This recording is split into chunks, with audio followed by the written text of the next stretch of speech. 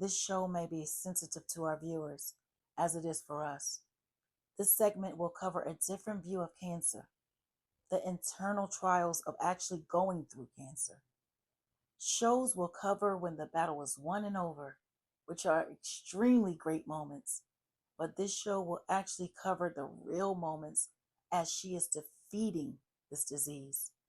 Join us on this journey with my sister and my best friend as our hopes and prayers get her through this time. This is Chantella's story. Welcome to the Generational Mirror. We are here with Chantella. Hey, sis. Hey, honey. All right. So, Chantella, let me just give you a little history on Chantella. Peachy. We're going to continue with Peachy because that's all I know her by. So, Peachy is my best friend. She's my sister. Mm-hmm. She's my baby mama because her kids is my babies. Mm-hmm. And we've been together for so long. My mom introduced us and said, you know what, Peachy? I'm going to introduce you to my daughter because I know y'all going to be best friends because the way y'all act just alike. And guess what? Ever since, right? Yeah. Ever since. Yeah. So this show, it's a little hard for both of us. We're a little nervous about it, Mm-hmm. but she has a story to tell you. Her segment is called The Real Ride to Remission. Okay. And my sister is battling cancer. We're going to go into the questions and be patient with us because, like I said, this is emotional. All right, sis, you ready? Yeah. So, when did you first feel like something was wrong? What was your first warning signs? Um, Back in 2008, I had a pap smear because I always was a person who always got checked. Mm-hmm. So I went regular exam. Test was abnormal. So I said, okay. They were supposed to call me. Never called me. 6 months came. They never called me. So I'm on the phone calling them, leaving them messages. Never heard from them. Now this is Einstein we're talking about. Einstein. Um, Finally, I got in touch with a doctor. So he was like, I need you to come into the office. You know, your test is abnormal. We're going to discuss it.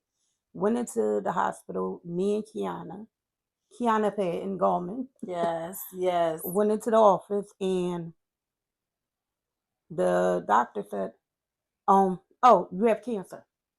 Just like that. Mm, So I'm looking at him like, so insensitive. wow.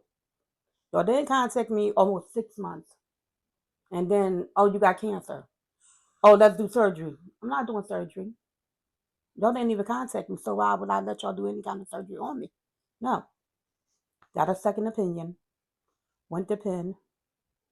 And when I went to Penn and got the second opinion, they did a biopsy on the spot, let me know what type of cancer it was. From then on, 2008, April the 13th, I had my first surgery to remove the cancer. So they removed some of the cancer. I did chemotherapy from 2008 to a couple years. Um, Chemo did good. Mm-hmm. Went into remission. I had a break off, and then all of a sudden, cancer came back for force. So this time, when it came back, it burnt me. The type of chemo that they gave me burnt my skin. So my back and my flesh was like showing. Oh my God. So painful, discouraging, and it just made me like, I don't want to do this no more. Yeah. So I really took like 3 years off from chemo after that. And when I took them 3 years off, the cancer really attacked my cells. Mm. So then I had to go get my right ovary removed. After I got my right ovary removed, I started chemo again for the third time. So now 3 times I'm starting chemo all over again. It worked in the beginning. I took chemo pill, chemo drug, It was working. The chemo was working. Then stress, life, living life, dealing with kids, husband, trying to survive. And I took a break off. And I said, you know what? I'm going to take a break off from this chemo and from this. And I did. But when I took a break off, I didn't know the damage I was doing to my body by not going to get my treatments like I needed to. So finally, when I went back to see my GYN doctor, my oncologist, she told me the cancer came back and what I wanted to do. So at that time, I was like, I don't want to do chemo. I don't want to do nothing. Right. I want to live. I'm not trying to go back to this. So my doctor at Penn, she was like supportive. She was like, listen, I want you to live. You got to think about you. Right. So she was supportive. So, she always told me, I want you to do chemo because I want you to live. So she was a good oncologist. Mm-hmm. So that stuck with me. I still didn't do the chemo. I'm not going to lie. I started doing natural herbs. Right. So for a minute, the natural herbs was working. But then with that, took that for granted. Started playing around with that. Wasn't taking it serious.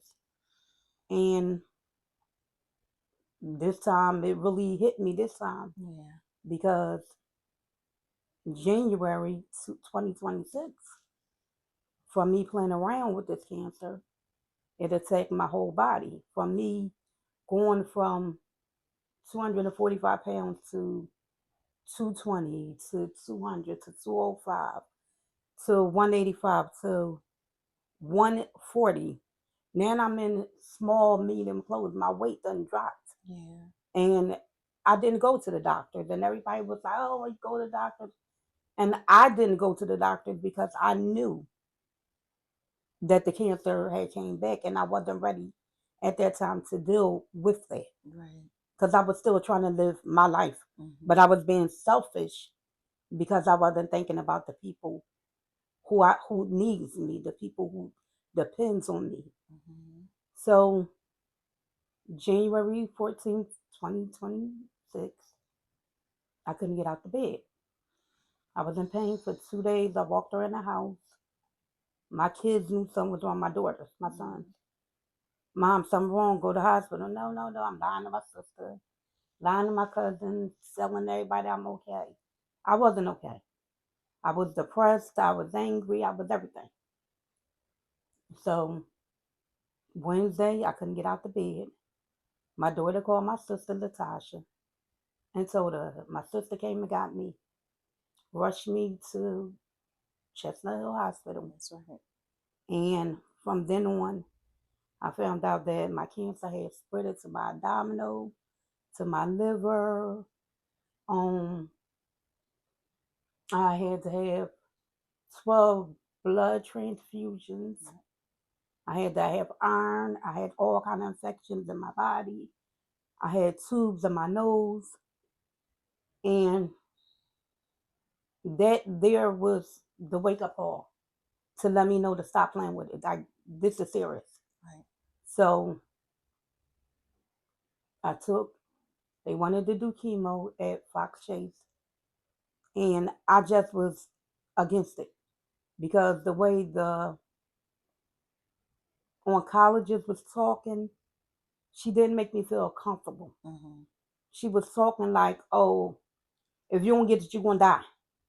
But on top of me trying to get chemo, I have all this excess fluid on my body. Mm-hmm. I can't walk. Mm-hmm. I had to depend on my kids to carry me up and down the steps. Yes. I had to depend on my daughter to help me in and out the tub. Going to the bathroom, I fell twice because I couldn't feel my legs because, again, I had all this fluid on my body. So I said, I'm not doing chemo with Fox Chase. I got a second opinion. Right. But before I got the second opinion, when they discharged me from Fox Chase, I told them then, do not discharge me. I have too much fluid on me. I remember that. I ended up back in the hospital 4 days after they discharged me because I had so much fluid on my body. To just go in there to find out that I had a bowel obstruction on top of the cancer. So then I had to get an NG tube in my nose. Was in the hospital for an extra 5 days with extra fluid now on me. So no, so that really discouraged me from wanting to do chemo. But what got me through it and made me go ahead and do chemo was I knew I wanted to live. Right. I knew I had more to give. And I knew that my kids depended on me and they needed me, as well as my grandkids and my support team, like my sister, my cousins, my mom. Mm-hmm. So my family, like I couldn't give up. So bad as I wanted to give up because there's days, I ain't gonna lie, I was just like, Lord, I'm done. I'm tired. I'm tired of fighting with this cancer, this ovarian cancer, what I've been dealing with since 2008. So here it is 2026 and I'm still dealing with this. Right. So it becomes discouraging, it becomes angry, it becomes frustrating. You get depressed, you get angry, you get everything. So then I started doubting God, like, Lord, where you at? Mm. Like, Lord, you said you're gonna be there. Like now I need you to be there. Like I'm dependent on you. And I took, I prayed, I gave it to God. My pastor prayed. I had my team, my support team. I had my kids and my sisters and my mom and them. And I know my mom needed me because I'm her only child since my brother passed away. So at the same time, I didn't want to be selfish, but at that moment, I didn't care. So I knew right then and there, okay, two options I'm going to do. Either I'm going to go back to natural herbs and give that a chance, or I'm going to do chemo. So when I went to meet with my oncologist at Penn, my same oncologist who wanted me to live is my same doctor. And when I seen her, she gave me hope. Mm.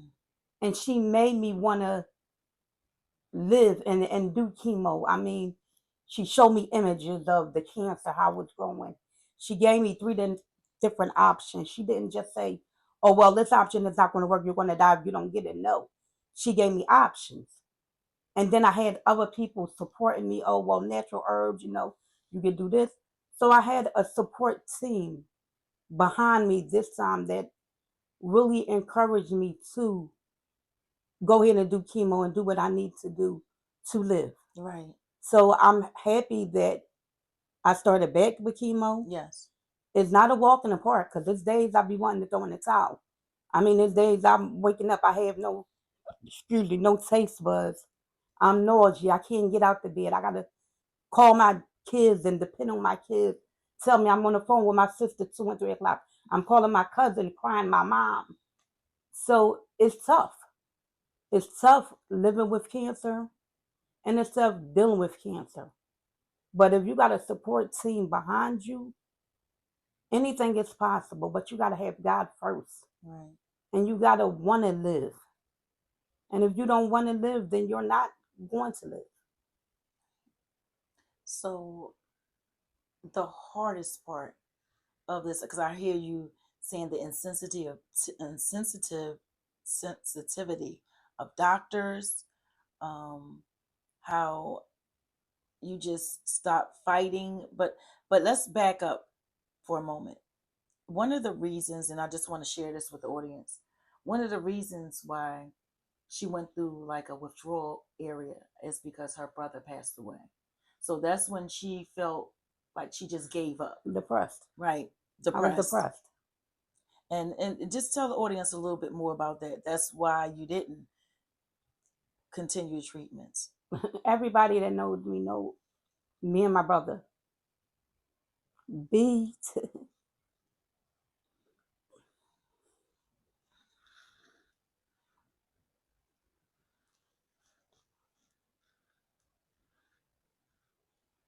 Her best friend.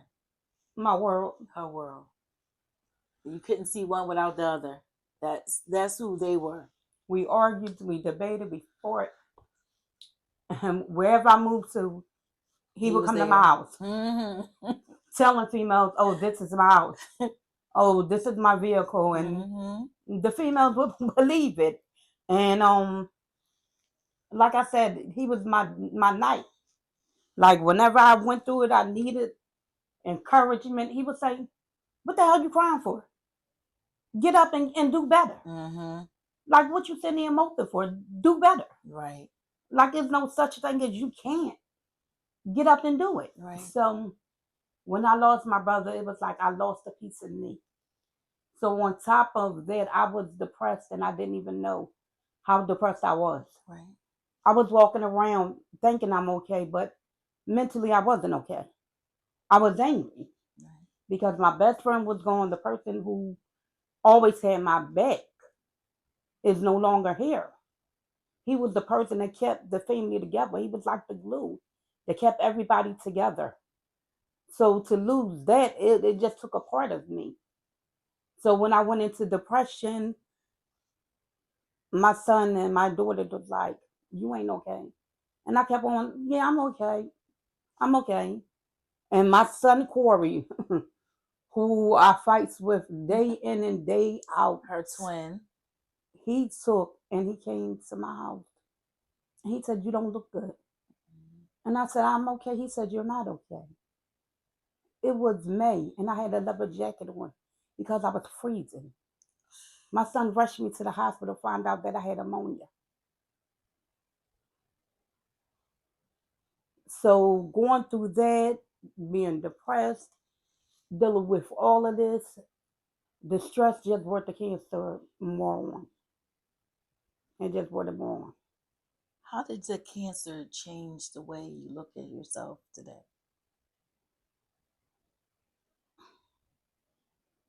The person who I am right now, I don't know this person because this is not who I am. It took my freedom. Mm-hmm. It took my freedom from me.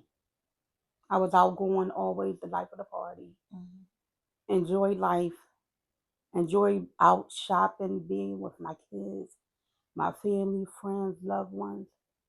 And because of that, it's like I lost myself. Like I don't want to do nothing. I don't have the drive to get up and go out because half the time from chemo, I'm weak. I can't stand up. The third and the fifth day after chemo, I'm nausea. I'm sick. I'm weak. I'm tired. I have no energy. So it took my life. It took my freedom. And what's so amazing is that that's her vision of herself. But as we're going to treatments, my vision of you is totally different. I watch you in a chair. I watched them poke you 8 times and you still take it and you telling them, go ahead, try what you need to try. I see that strength.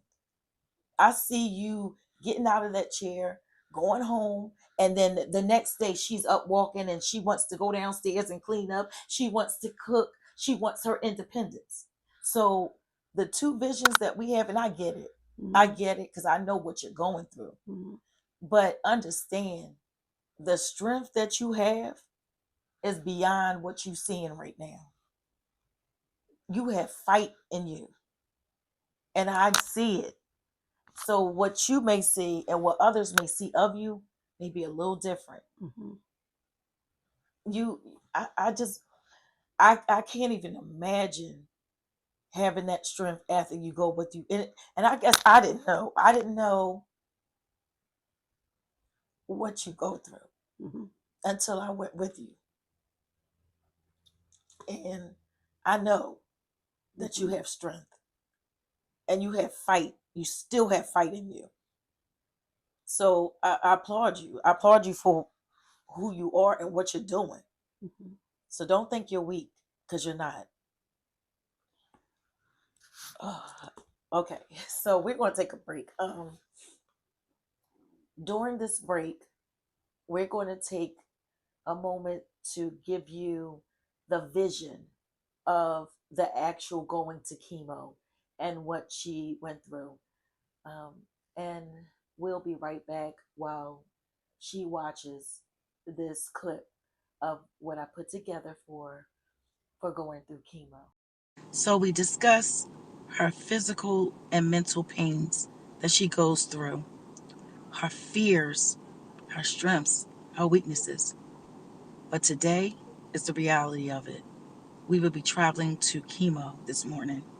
Courtney and Corinne, her daughters, and my goddaughters will be accompanying us, and you will see the real life events of chemo. So good morning, beautiful. Good morning. So this is our day. We're on our way to chemo, and I'm just going to give you a couple of questions. This is your time, sis, to tell your story about your life. People need this. A lot of people go through when they defeat it, but today we're going through it, and I want you to tell your story. So the first question I have for you is, I know this day of chemo is hard for you, but what's going through your mind? Getting through it. Trying to get through it. Trying to defeat it. And let people know that you got your good and your bad days. It's hard. It's tough. Days I be wanting to give up. But I know I got to push through it. So, today is alright day. I didn't feel like getting up. And a little pain. But I'm grateful. Amen for that. So I'm grateful. What are you dreading the most about today? The blood. Them sticking me, can't find the vein. That's the biggest issue, is trying to find the vein. Trying to get the blood drawn. So that's the biggest part of it. Other than that, it's really not as bad once you get started. It's the beginning of getting started, the hardest part of doing it. And tell them more about the port, because what's crazy is that I never knew anything about the port. So tell them more about that.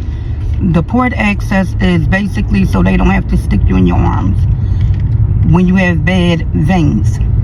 Like me, from getting chemo so long, since 2008, I have weak veins. So sometimes they can't get blood. If I'm dehydrated, sometimes I gotta wait. So with the port makes it easier, where they can stick a needle straight through it and the blood will come out, and they can treat it through the port. Okay. All right. And so right now the port is not working for you? No, but I just had a port study done, and they said it's in a good place, that everything looks good. So they're going to try to access it today. So hopefully it works. Okay, that's good. So that's good. So what are some things that you think about to motivate you during that drive to chemo? Living. Living. We take that for granted, don't we? Yeah. We take that for granted when we're sitting here and we're complaining about the little things that we don't have, materialistic things. But when your health is not right, it's something you hit. This something on something different. Living. So for someone who hasn't been through chemo, just walk us through it like that normal day of chemo. A normal day of chemo is, once you get there, there's a bunch of tests you have to take. Got to get your blood done. You have to sit there. You got to get your weight done. You have to get your pressure done, temperature, everything. It's a bunch of tests you got to get done before chemo. And if things ain't right, sometimes it'll hold it, it'll postpone it, or they'll reschedule you if things is not good. And even I noticed that with you, sometimes your blood was low. So now you have to take more time out, and they have to give my sister blood transfusions. Right. I never had to get blood transfusions until I got real sick. And with my arm being low, so every time now that I get chemo, I have to get a blood transfusion before I get chemo. And that adds like what, an hour and a half onto it? Yeah, exactly. An hour with that, an hour with the nausea medicine, and then a half an hour to 45 minutes with the chemo drug. And what's the hardest part about getting in that chair? Not knowing if the drug is going to work. Not knowing if the chemo is working. And just praying and wishing and hoping that everything works so that you can get off of chemo and that you can defeat this. And I know I get on your nerves because I'm always saying, sis, you gotta fight. You gotta fight. And people tell you all the time. Last week, 3 weeks ago, when you was there, they stuck me them 8 times. And I was ready to leave out of that and not get no treatment. Yes. And tears came to my eyes. It wasn't nothing but God and you and my kids that allowed me to stay there. For them to finally get some blood that took almost 3 hours for me to get treatment. 8 times she got stuck. 8 times. 8. On top of them messing with the port. So when they tell you, be strong, it's not always be strong. Do you get tired of being strong? Yeah. You know how many times I wanted during the time? It's days I don't want to get up to go to chemo. I lay in the bed and I'll sit there, I'll bull crap. The night before, my anxiety is through the roof.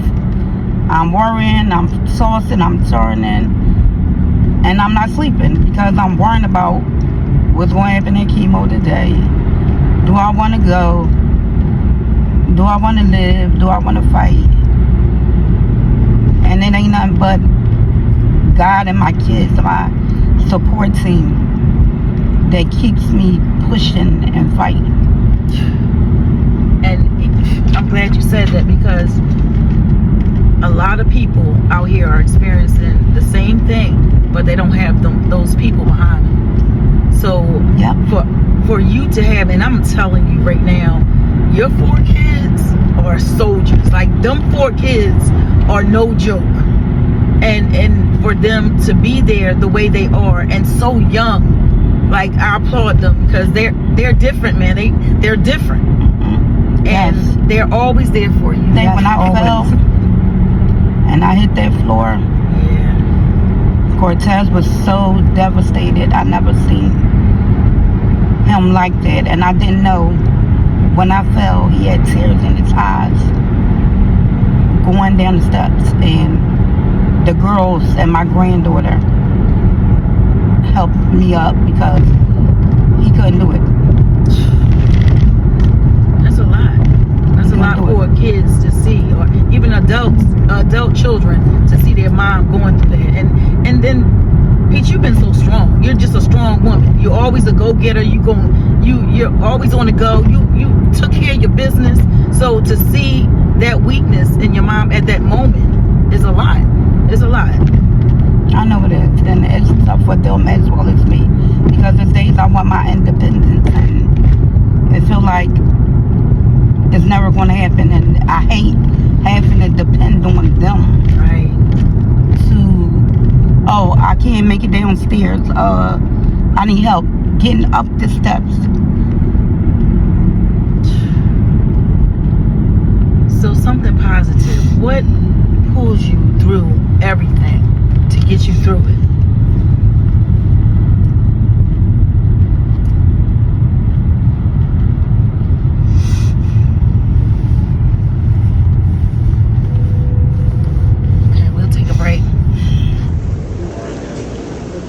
So this is the Perlman Center where she goes to for chemo.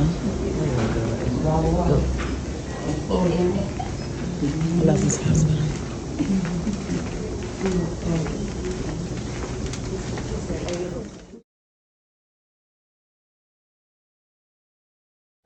Okay, so we're at the Perlman Center, and tell us what goes on from here.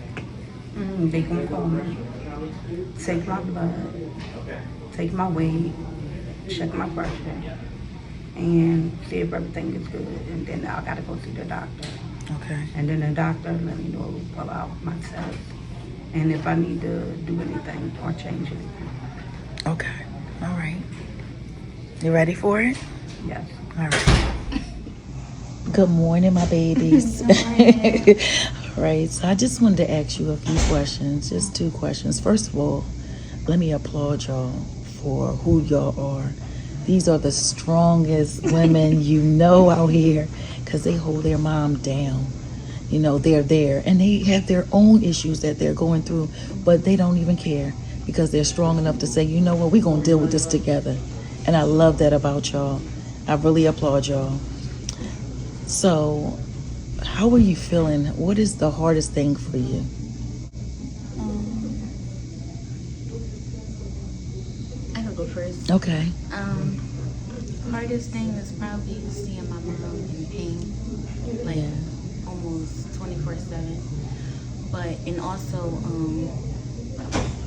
you also gotta like just be strong, because when she see you hurting and stuff like that, it don't make her feel good at all. Yeah. So you just gotta be strong. But the Yeah. hardest thing is definitely seeing her in pain all the time, often. See her struggling. Wow. And the crazy thing is Corinne goes through dialysis. So for her to be strong for someone else while she's trying to be strong for herself, that's major, baby. That's major. I applaud you. And Nana, what you think, baby? Is her having to do chemo all over again after she just went through it for a long time in her life. Right. Yeah. So how do you deal with it? How do you cope with your own issues and helping your I mom? just think, me personally, I just think that I'm so used to it. I'm just like a strong person overall. Yeah. So I just feel like it's in my blood, really. I don't really like, even with my own issues, dialysis, I don't let stuff like that drag me down or nothing like that. You just gotta be strong. Because at the end, I still see like stuff. I just feel like it's gonna be better. Yeah, Over it time. is. It's gonna get Your better. faith. So, You got faith. yeah, my faith is real strong. So I just think everything gonna be better, and she gonna be there. So Yeah. And Courtney, I keep saying Nana, that's my baby. Listen, we both battle chronic headaches. So I know what that feels like. It's days we can't even get up because we're hurting so much. So for you, how does everything align? Well, even though I'm like the third oldest, and I still gotta like take care and help my mom with my sister and stuff like that. I'm still gonna be strong and help out my family if they need me to. So I'm still gonna always be there and stuff, cause it's only us always. So. And it's me too, baby. Yep. Me too. I'm here. I love y'all both. All right, sis. So we're back here about to talk to the doctors. So just give us a little description, like, of how this part goes. I see the doctor. She's going to ask me a couple questions. Basically, what medicines I'm taking, did I lose any weight, did I gain any weight, have I had any falls, if the chemo is working, if it's not working, and then she'll just talk to me, and then after that, I'll go get labs done, and then wait for them to call, and then go through the chemo process. Okay. So we'll come back after we get to the lab part and let you know what the doctor said as well. hi, Hi. how you feeling? Tired, frustrated, want to go home, want to go to sleep. Yeah. How your treatment going? Sick today, first time in a long time.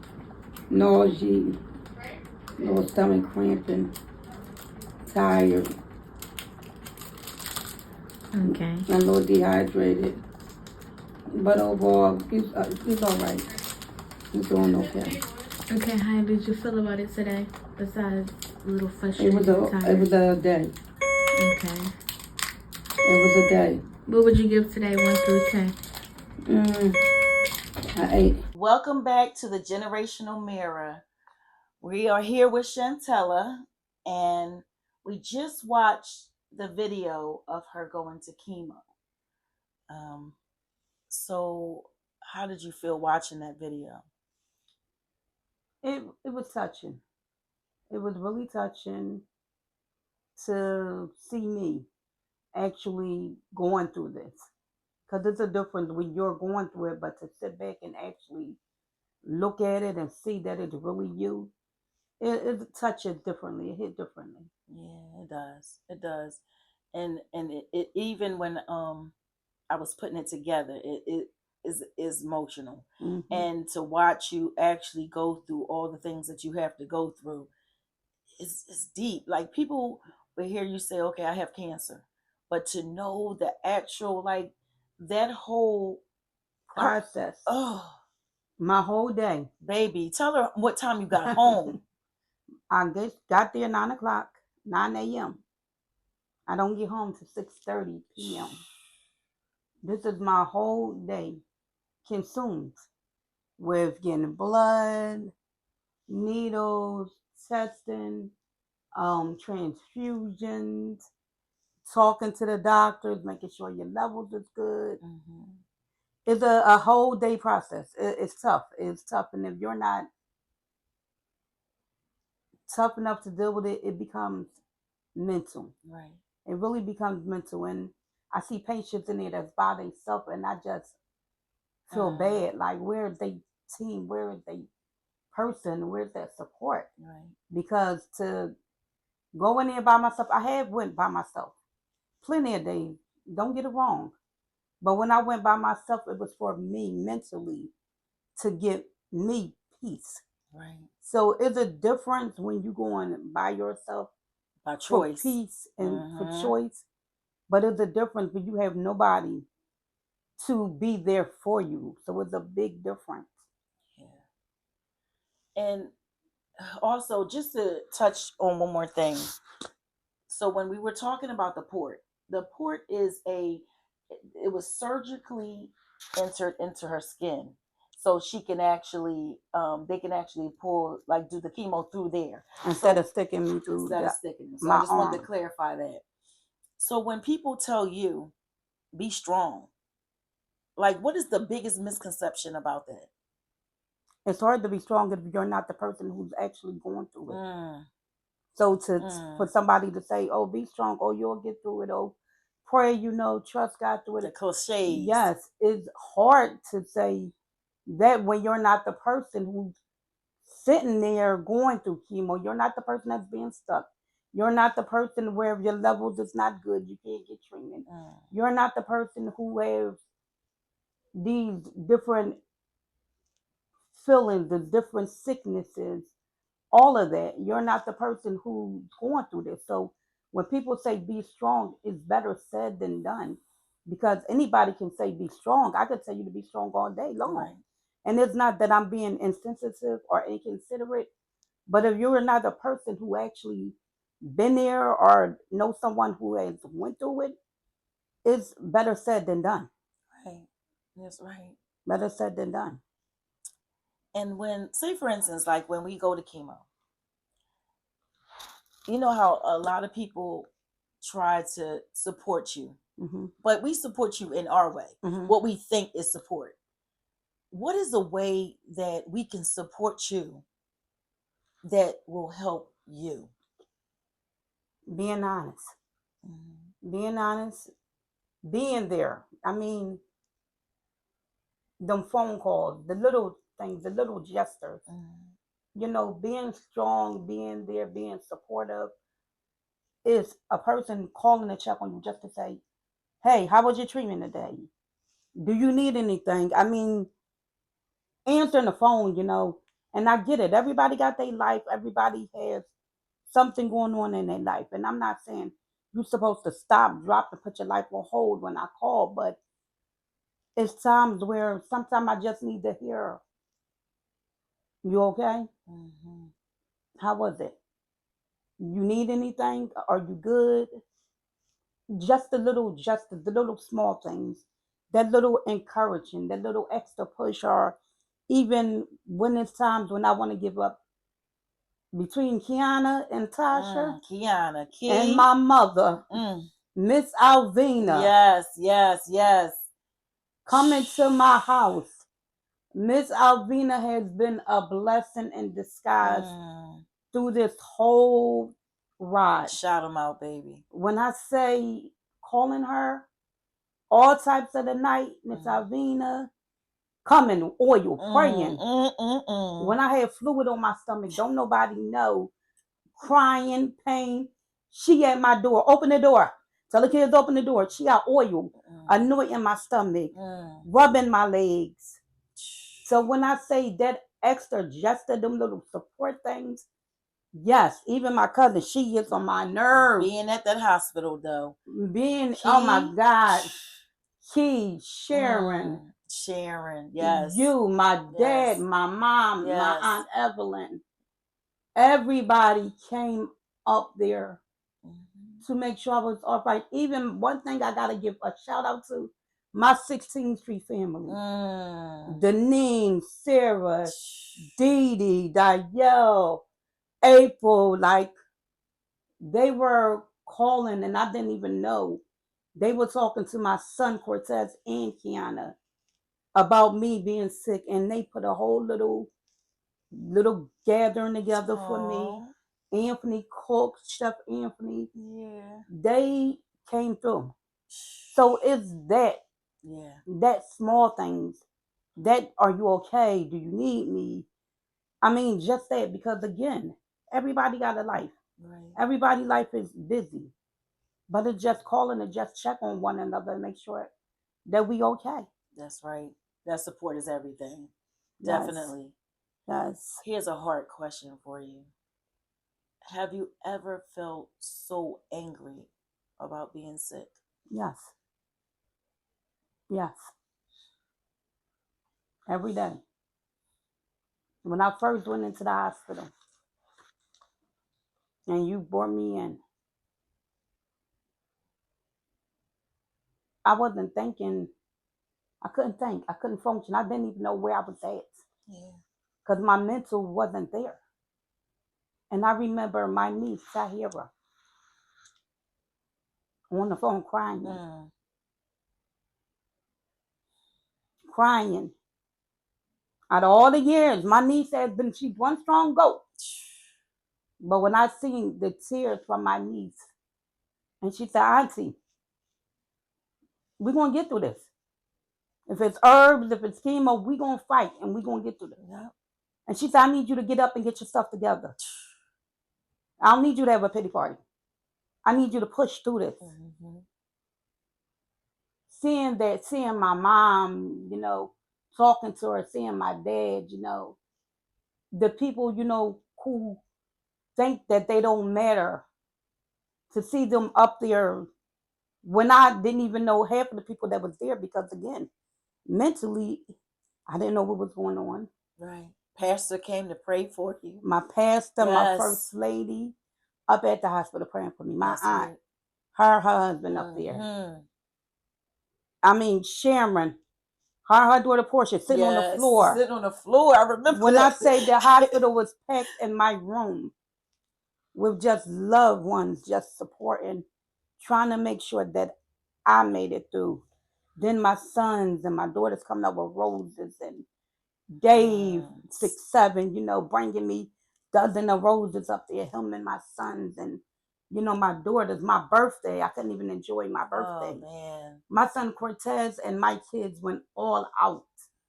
I couldn't eat cake. I had balloons, I had teddy bears, I had everything.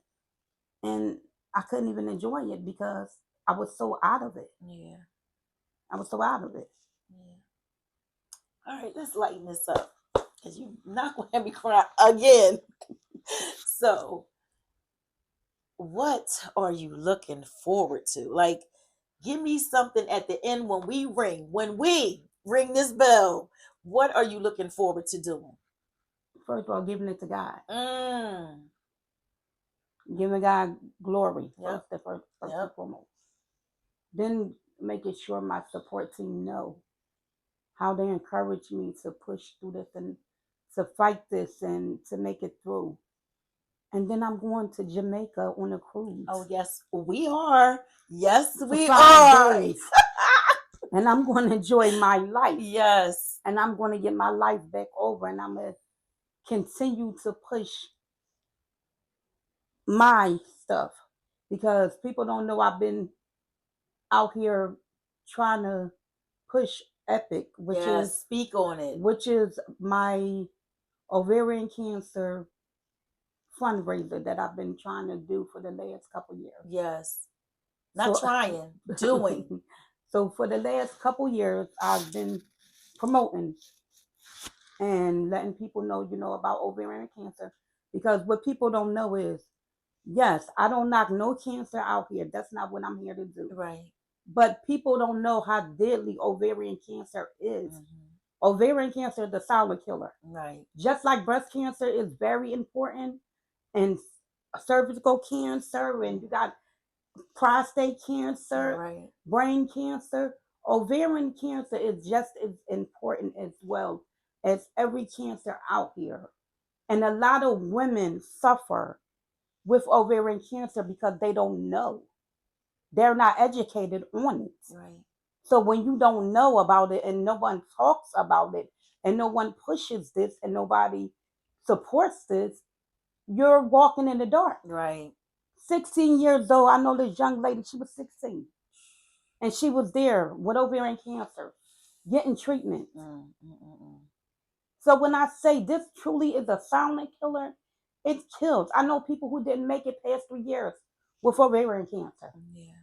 So educating people on it. Every year I have an event, in the park or even just a walk to educate people about ovarian cancer because it really changes a lot of people's lives and it can save your life if you know about it. When you don't know about something, you can't do anything about it. Right.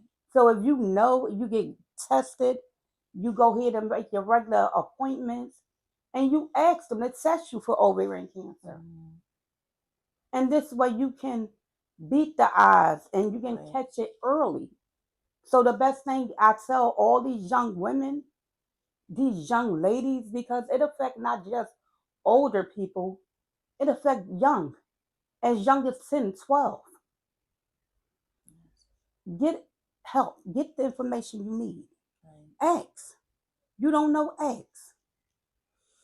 That's great. And her fundraiser is EPAOC, educating people about ovarian cancer. Correct. She had 2 walks, and she's going to do another one. She's going to keep on doing them. So really look into that, guys. All right, so we're going to lighten up the atmosphere right now, and we're going to do our tea time with Tasha, and we're going to either pick. My sister's going to pick either the spicy wine it up, or our tea time with Tasha is a little, but it's still a little up there. Which one would you pick? I'm gonna pick wine it up. Just like us, just like our niece. What would you rather have, a partner who is adventurous in bed or one who deeply romance outside of you? Ooh. Ooh. I already know the answer to that, but I'm gonna let you do that. I would rather have a romantic man who knows me from head to toe, mentally, physically, spiritually, and emotionally. So not just all about sex, Right. but right. knowing my mind, knowing my body, knowing me spiritually. So yeah.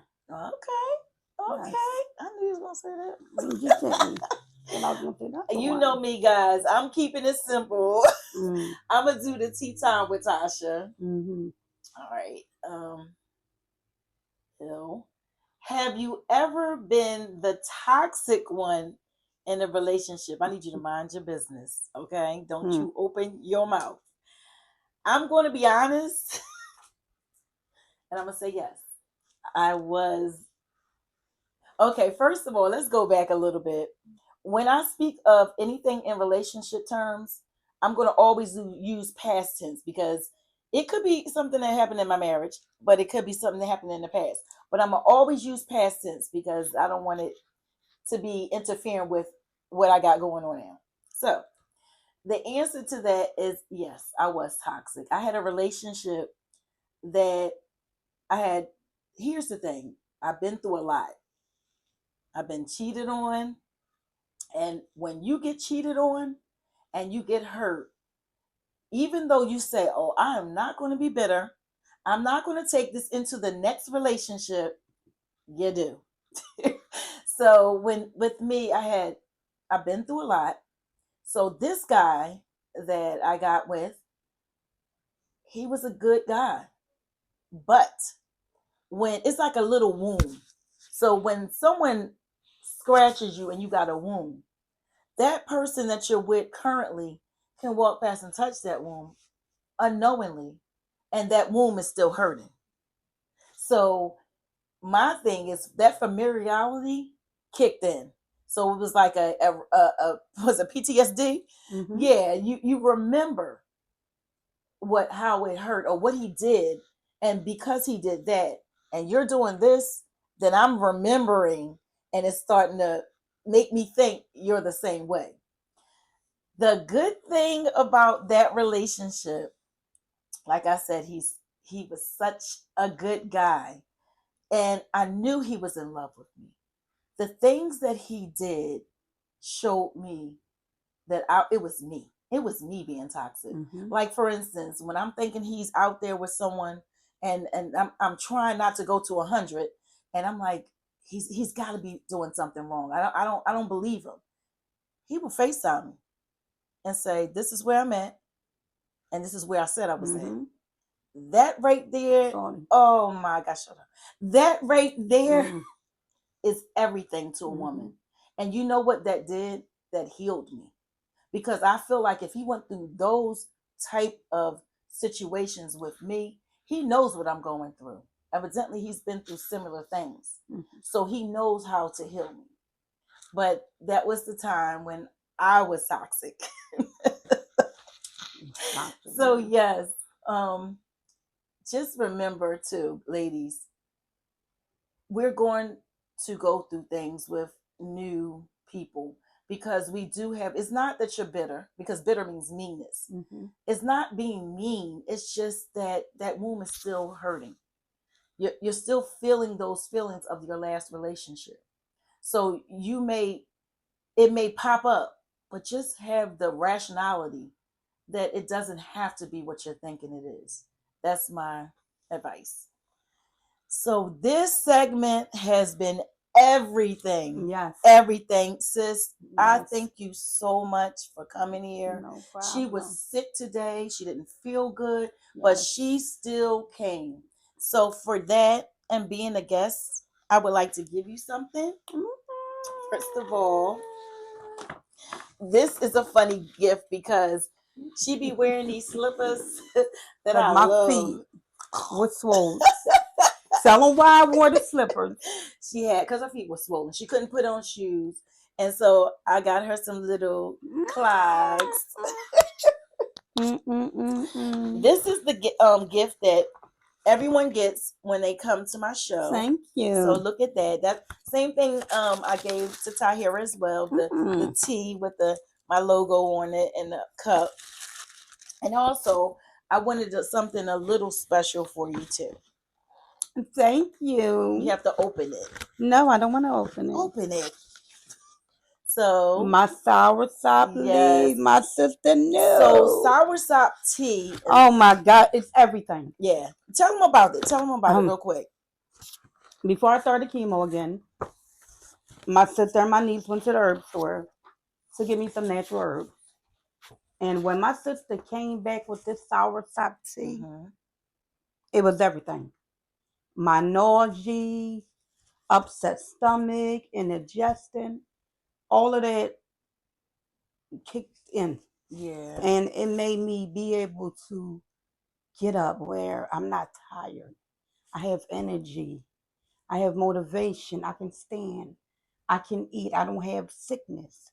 So the soursop tea and the leaves, everything. And I want you to read up on it. I won't give you too much information because I'm not extremely like into the herbs. I'm into herbs, but I don't know much about every herb, and I don't want to give that false information. I love herbs. I've been doing just to throw someone. We always shouting out people. Melanie Brown, Thank you, because she put me down with the turmeric tea. It's turmeric. We put a little bit of black pepper. We put honey, lemon. I use a little bit of cinnamon, and all those things are like inflammation busters. They calm the inflammation down. So Melanie put me down with that. Melanie, thank you so much for that. And it's so many. We went to the herb stores. It's so many herbs that does so many things that will help you. Like I have the beetroot that I'm using for my high blood pressure. That is excellent. You talking about taking it right down. And the hibiscus tea. And the hibiscus tea. Oh my God. That right there, I went from 140 over 92, and within 20 minutes it dropped it down. I was 130 over 80 something. But I'm gonna tell you, it works. So I want you to read into that. Also, soon my in my show, I have someone coming up to go over all of the herbs for you, ladies and gentlemen. She's going to help us through all of that. So again, thank you for tuning in.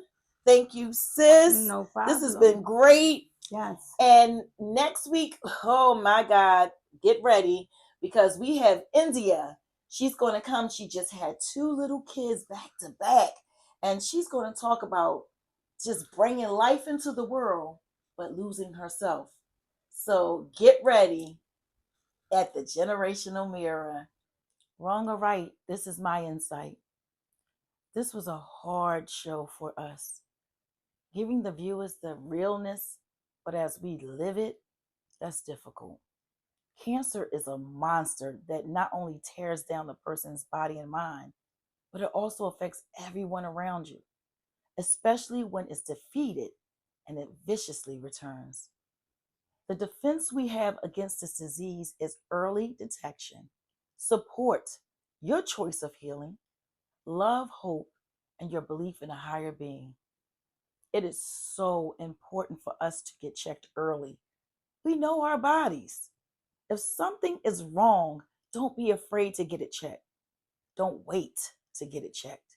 It could cost you your life. There are so many options of healing: natural herbs, dieting, chemo, radiation, whatever you choose. But just follow through. I want you to understand you are not alone. So many people are experiencing exactly what you are.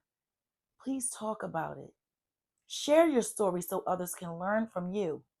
As you share your story, it also helps you. When you release, it frees your mental. Don't let this disease smother your spirit. Write a journal. We beg you to keep fighting, learn your options. More importantly, think of something that you want to do to reward yourself for beating cancer. Now you are allowing hope to enter, and that's powerful. We need to see that light at the end of the tunnel. And remember, you are not alone, ever. Until next time, T-Babes on the Generational Mirror.